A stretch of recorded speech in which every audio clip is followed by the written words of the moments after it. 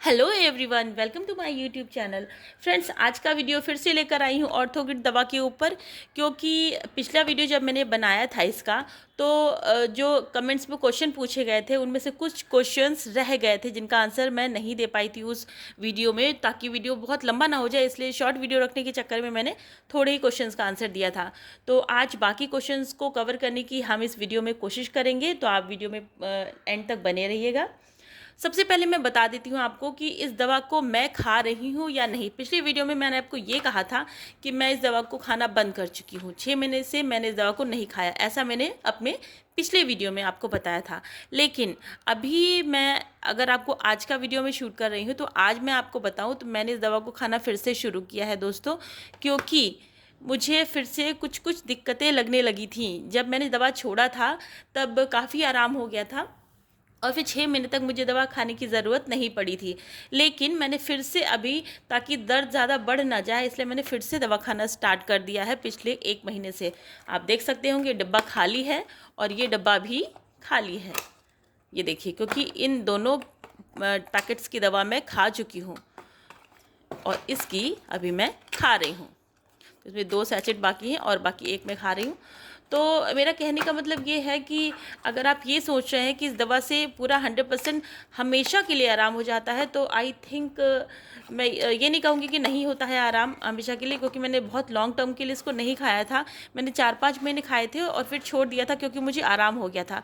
तो हो सकता है कि इस दवा को साल भर या 2 साल या 3 साल खाना हो, उसके बाद इसे धीरे धीरे करके छोड़ना हो, उस तब शायद इससे रिलीफ रहता होगा लॉन्ग टर्म के लिए। पर मैंने इसे ज़्यादा लंबा नहीं खाया था, शायद ये मेरी गलती थी। मुझे इसे पूरा प्रॉपर कोर्स करना चाहिए था, कम से कम 1 साल का। तो मैंने अब ये सोचा है कि मैं इसको अब खाऊंगी, 1 साल तक तो खा के देखती ही हूँ, उसके बाद फिर मैं वीडियो आपको बनाकर बताऊंगी कि क्या है। फिलहाल मैं इस दवा को खाना मैंने शुरू कर दिया है, लगभग 1 महीने से ऊपर हो गया है मैं इसको खाना शुरू कर दिया है मैंने इस दवा को। तो अब मैं आपको बताती हूँ कि जो लोगों ने क्वेश्चंस पूछे हैं, आप लोगों के क्वेश्चंस जो थे उनके आंसर्स मैं देती हूँ।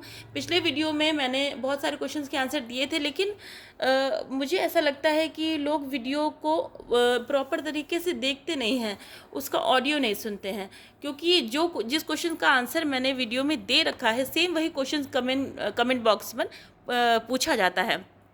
तो मेरी आपसे रिक्वेस्ट ये है कि वीडियो देखने के साथ साथ आप उसे प्रॉपर तरीके से पूरा सुने कि उसमें मैंने कहा क्या है, ताकि आपको क्वेश्चन रेज करने की ज़रूरत ही नहीं पड़ेगी।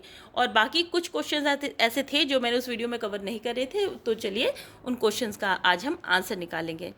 तो लोगों ने पूछा था कि खाना खाने के पहले इस दवा को खाना है या खाना खाने के बाद खाना है। इस क्वेश्चन का आंसर मैं पिछले वीडियो में दे चुकी हूँ, लेकिन खाना खाने के बाद खाएं तो ज़्यादा बेहतर होगा। खाने के पहले भी खा सकते हैं, इसमें इंस्ट्रक्शन लिखे हुए हैं, अगर आप चाहें तो इसमें ये तो थोड़ा सा पैकेट थोड़ा गंदा हो गया है, इसमें दूसरे में दिखाती हूँ मैं। ये देखिए, इसमें लिखा हुआ है, पूरे इंस्ट्रक्शंस लिखे हुए हैं, आप चाहे तो पढ़ सकते हैं। अगर आप पढ़ने के इच्छुक नहीं हैं या आप को पढ़ने में कुछ दिक्कत आ रही है तो मैं आपको बताती हूँ, मैंने इसे पूरा पढ़ रखा है। तो उसमें लिखा हुआ है साफ साफ कि इसको आप खाने के पहले भी खा सकते हैं और बाद में भी खा सकते हैं। लेकिन क्योंकि ऑर्थोग्रिड है एक आयुर्वेदिक दवा, तो मेरी राय आपसे ये रहेगी कि आप इसको खाना खाने के बाद ही खाएं, क्योंकि जो दवाइयाँ होती हैं ये आयुर्वेदिक वाली, तो वो दवाइयाँ थोड़ी सी गर्म होती हैं और गर्मी का मौसम भी चल रहा है, तो मेरे ख्याल से इसे खाना खाने के बाद खाना बेटर रहेगा। खाना खाने के पहले से बेटर रहेगा कि आप खाना खाने के बाद इस दवा को लें।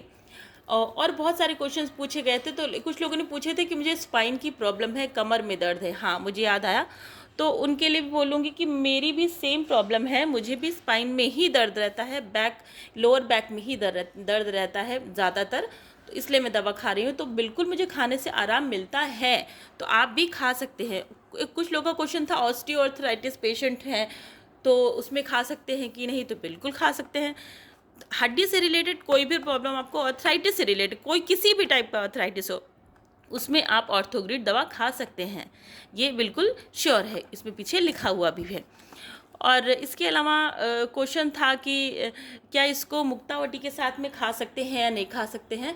तो मैं मुक्तावटी तो नहीं खा रही हूँ, लेकिन फिर भी मुझे लगता है कि शायद खा सकते हैं। श्योरिटी नहीं है मुझे, क्योंकि मैंने बाबा रामदेव, स्वामी रामदेव जी के बहुत सारे वीडियोस जो वो सुबह 5 बजे से लेकर 7:30 बजे तक लाइव आते हैं, योगा सिखाते हैं, तो उसमें वो बताते हैं, उनके जो पेशेंट्स रहते हैं वो बोलते हैं कि मैं ये दवा खा रहा हूँ, ये दवा खा रहा हूँ। और स्वामी रामदेव भी उसमें बोलते हैं कि अगर आपको अर्थराइटिस है तो ये खाएं, और अगर हाई बीपी का प्रॉब्लम है तो वो मुक्तावटी खाएं। तो वो दोनों को दवाइयाँ खाने को बोलते हैं, तो मुझे लगता है कि खा सकते होंगे। लेकिन फिर भी अगर आप मुक्तावटी खा रहे हैं तो, क्योंकि एक बीपी जो है एक कोई भी छोटा टॉपिक नहीं है कि हम उसको यूं ही किसी भी वीडियो में कुछ भी बता के कवर कर ले, है ना। तो उसके लिए हमें एक परफेक्ट काउंसलर की ज़रूरत है, अच्छे डॉक्टर की ज़रूरत है। उनसे कंसल्ट करने के बाद ही अगर आप मुक्तावटी खा रहे हैं तो उसके साथ में अगर इसको लेना चाहते हैं तो बिल्कुल आप पतंजलि के किसी शॉप पर जाइए, जहाँ पर पतंजलि के डॉक्टर्स बैठते हैं आयुर्वेदा में। तो आप वहाँ जाइए और वहाँ पर जाकर आप उनसे एक बार पूछ लीजिए कि आप क्या मुक्तावटी के साथ इसको ले सकते हैं या नहीं ले सकते हैं। तो वो आपको क्लियरली बता देंगे, तभी आप इसको खाइएगा। इसलिए मैं ये नहीं बोलूँगी कि आप इसके साथ उसे खा सकते हैं या नहीं खा सकते हैं, है ना। और अब हम बात करते हैं अपने मेंस्ट्रुएशन की। हालांकि इस दवा का नाम है ऑर्थोग्रिड। ऑर्थो मीन्स हड्डी, हड्डी की प्रॉब्लम के लिए ये दवा है। लेकिन इसको खाने के बाद मैंने एक्सपीरियंस किया है कि जो फीमेल्स में इरेगुलर मेंस्ट्रुएशन का प्रॉब्लम होता है वो भी सॉल्व होता है। ये मेरा खुद का एक्सपीरियंस है, ये कोई अनाउंसमेंट नहीं है, बट मैंने ये फील किया है, क्योंकि सिंस प्यूबर्टी मुझे प्रॉब्लम है इरेगुलर मेंस्ट्रुएशन की। लेकिन इसे खाने के बाद, जब मैं इसे खाना स्टार्ट करती हूँ उसके 15-20 दिन के बाद मुझे मेंस्ट्रुएशन आ जाता है। ऐसा लगता है कि जैसे कि वो रेगुलर हो गया। बट हाँ, इसको खाने के बाद फिर वो सेम वैसा ही हो जाता है। शायद इसका रीज़न यही हो सकता है कि मैंने इसका कोर्स पूरा नहीं किया है। अब फिलहाल मैं इसको एक साल तक खाऊंगी, 1.5 महीना लगभग हो गया है, 1 साल तक इसको खाऊंगी। उसके बाद आपको बताऊंगी कि क्या मुझे उस प्रॉब्लम में भी आराम मिला है। और साथ ही साथ एक चीज़ और बोलना चाहूँगी कि इस दवा को खाने के बाद अगर आपको कॉन्स्टिपेशन की प्रॉब्लम हो रही है, अगर आप का स्टूल पास नहीं होता, मॉर्निंग में आप नहीं जाते हैं फ्रेश होने के लिए, या नहीं आपको बॉवेल मूवमेंट नहीं आता है, तो आप इसको दवा को खाइए और कुछ टाइम के बाद आपको ये लगेगा कि आपकी अपच की जो प्रॉब्लम है वो सॉल्व होने लगी है। जैसे इंडाइजेशन हो जाता है या आपके गले में जलन होती है, देखा होगा आपने। तो मुझे काफ़ी आराम इससे लगता है जब खाना खाने के बाद में, सुबह नाश्ता करने के बाद में इसे खाती हूँ, और उसके बाद में रात को डिनर के बाद इसे लेती हूँ। तो मुझे ऐसा लगता है कि ये एक अपच की प्रॉब्लम के लिए भी बहुत अच्छी दवा है। तो सिर्फ हड्डी के लिए ही नहीं, मुझे लगता है काफ़ी चीज़ों में फ़ायदेमंद दवा है। मैं अपना एक्सपीरियंस आपको बता रही हूँ। तो आप इस दवा को ज़रूर लीजिए। अगर आपको आर्थराइटिस की प्रॉब्लम है तो ही, ऐसा नहीं है कि आपको अपच की प्रॉब्लम है तो आप सीधे जाके ऑर्थोग्रिड खरीद लाएं। नहीं, दिव्य में और भी सारी दवाइयाँ हैं जो सिर्फ अपच के लिए ही हैं, आप उनको लीजिए। लेकिन अगर आपको आर्थराइटिस का प्रॉब्लम है और अपच का भी प्रॉब्लम है तो श्योर आप इसको ले सकते हैं, और ये फ़ायदा ज़रूर करेगी।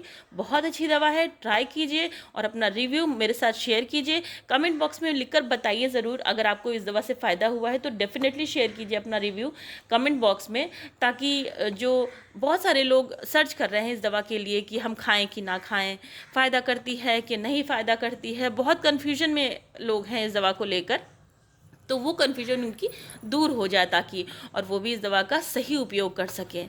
उम्मीद करती हूँ आप लोग को वीडियो बहुत समझ में आया होगा और हेल्पफुल लगा होगा। अगर वीडियो हेल्पफुल लगा हो तो वीडियो को शेयर कीजिएगा और चैनल को सब्सक्राइब कीजिएगा, ताकि ऐसे ही अच्छे इन्फॉर्मेटिव वीडियोज़ मैं आपके साथ शेयर करती रहूँ। Thank you so much, stay tune, bye bye.